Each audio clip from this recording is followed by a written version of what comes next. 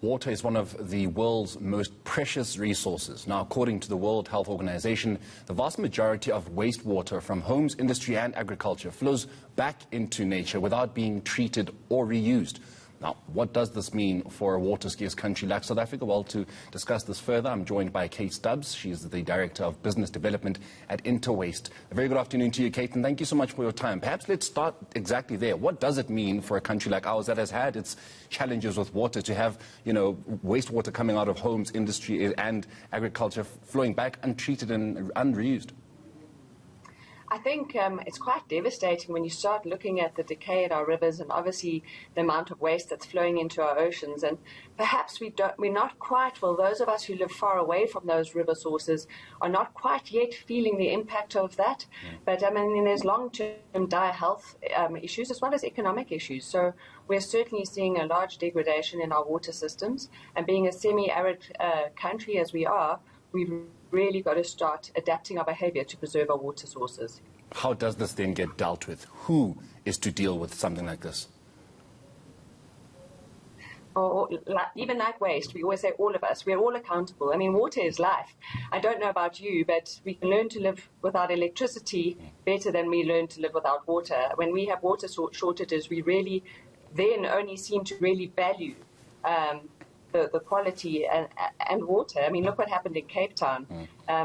With day zeros looming, Cape Townians were able to really adapt their behavior fast.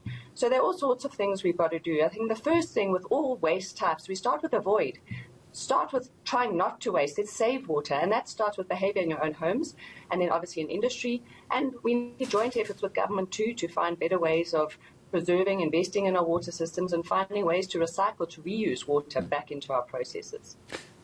What then can be done on World Water Day to ensure that these lessons are taught? Because as you've said, a lot of us who live further away from rivers and even the ocean perhaps are a lot more ignorant than those who, for example, fishermen and women who, rely on clean water. So what then can be done on World Water Day and every other day to ensure that these lessons are essentially drilled into us? I think the importance of these global days are to bring awareness. So on World Water Day, if there's anything, just every single person take some time and to be a little bit more mindful and grateful perhaps for the water that you have access to. We've also got to be mindful of how many people, not only in South Africa but globally, live without access to fresh water. So we still need a lot of awareness and education, so maybe take some time on World Water Day to preserve water, be much more conscious of how much you're using, and maybe even do some research about how, or think of ways and how in your own life you could save water, from fixing leaks in your home, to taking shorter showers, to turning off that tap, when you're brushing your teeth. I mean, there are lots of little things to do which may seem innocuous at the time, but all those little things add up and make a difference. At an industrial level, lots of companies are starting to look at better ways of reprocessing their water, recycling. It's just to bring awareness into your conversations. And as you say, it's not only about tomorrow. It's about going forward. If we really want to make sustainable change, start looking at incremental ways of and making yourself more aware about how we can preserve our water. How bad are we as a country? Obviously, first world nations, you would imagine just wastewater because they could say we can afford to, but how bad are we as a country? Sadly, we're quite bad. I mean, in general, we're seen as one of the laziest nations altogether to do with waste. I think we've also, especially those of us have been very privileged living in the urban areas. South Africa has, on one level, some of the cleanest, safest drinking water in the world. Most of us in an urban area can turn on a tap and drink tap water. Now, that's quite unusual. So I think we're in a complacent perspective in that sense. What we're not fully seeing the effects of what's happening out in the field and where our fresh water is coming from. The lack of infrastructure, the growth in population, the amount of pollution is putting all our systems under pressure.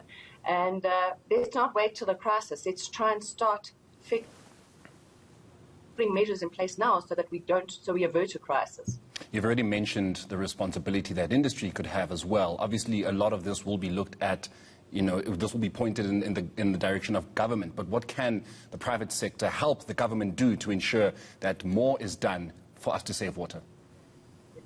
So the government has some good legislation which is working well with the private sector. I mean, there's legislation of banning liquid waste to landfill, which is really important because it's putting the onus on private sector and industry, large industry, to really look at ways of treating or reusing or recycling their water. Municipalities are also putting incentives or fines in place to reduce water consumption. What private sector need to do is start looking at ways of reducing their water consumption, and then other ways of how they can reuse or recycle or repurpose that water on site. And then from a waste industry perspective, the onus is also on us to invest in solutions to enable different companies and people to reuse their water. You know, an on-site solution for a large industry is not always that commercially viable. It depends on economies of scale. And treating water, you know, it's not a silver bullet. There are different types of contaminants. There's oily water, there's chemical water, there's acidic. So we do need to understand that.